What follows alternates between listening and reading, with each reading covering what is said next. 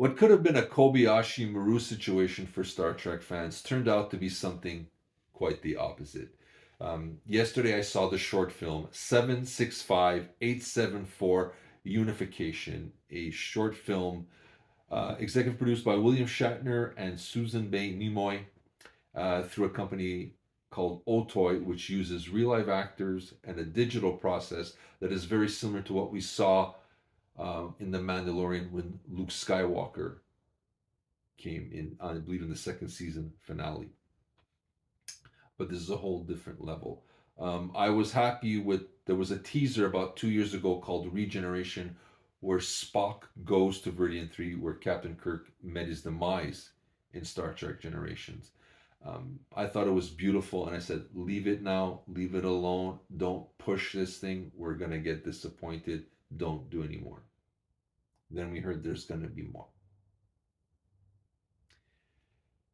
Watched this yesterday, was ready to tear this thing up. I don't like this de-aging thing. I didn't like it in, I was not crazy about it in Mandalorian, and I didn't like it in Dial of Destiny. So I wasn't holding my breath out for this, but I was wrong. Beautifully done. The whole the whole team, whoever made this, I know it's Carlos Bina. If I'm saying his name wrong, forgive me. Great director. The whole crew of Otoy made this with a lot of respect, a lot of love. This is the most classic Star Trek esque feeling film since the last Star Trek film with the original crew. No talking, it's all facial movements and expressions, and it speaks volumes of what's happening. So basically, we have Captain Kirk kind of going into the afterlife and crossing over to the Kelvin universe to meet his friend Spock, who is passing away. And these two friends will meet and go off together into the sunset.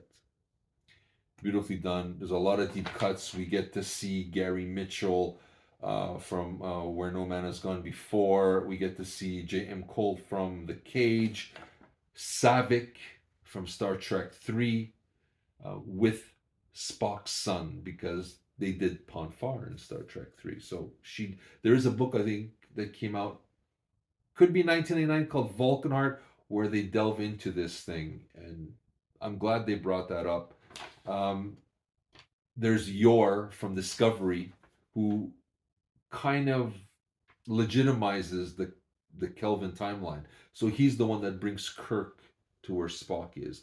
And we kind of know it's the Kelvin timeline by, there's a rectangular box which was given to Zachary Quinto, if I'm remembering his name correctly, the guy who plays Spock now in the J.J. Abrams series. When they find out that Spock has died, they give him this box, and he opens the box, and it's a picture of the classic crew to show him that these guys are going to be more than a crew. They're going to be a family. So when you see that, you kind of realize now you're in the Kelvin timeline. A lot of referencing to a lot of different things. There's so much going on, but because of the emotional impact of it, I'm sure I've missed tons of it. I have to watch this again. But I was very moved. I haven't been moved by a Star Trek episode or mini film since I saw Undiscovered Country, and I knew it was going to be the last feature film with the whole crew. So it was great. I have nothing great. The de-aging of William Shatner, and they show him like from Star Trek, the original series, in different incarnations, and all of them are superb.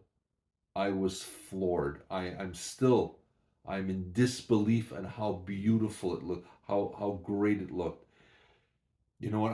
I said when I first saw Regeneration, it was nice. I'm glad they kind of did it, but I don't want any more.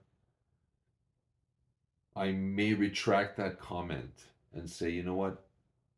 If they make some sort of stories this way, I might be game for this. This was well done. The group of Otoy, William Shatner, Susan Bay, Put a lot of love, a lot of respect. This is the most classic Star Trek esque feeling film since The Undiscovered Country. I have nothing but high praise. I am still in shock. I am. I think my mother, who never got to see Star Trek Beyond, she passed on right after Star Trek Into Darkness. I think would have loved this. So I hope my mom is up there with with Nimoy looking down and saying good job. Um, Loved it. I can't say anything else, but this was one of the best Star Trek moments in years. And Otoy, William Shatner, Susan Bay Nimoy, I salute you. This was better than I ever thought it could be. I might have to say, bring us more, because it's fantastic. I loved it. So with that, all I can say is live long and prosper. We avoided a Kobayashi Maru situation, and we got something beautiful. This is Stephen from the Aroundtable with my thoughts on 765-874 Unification. Live long and prosper, everybody.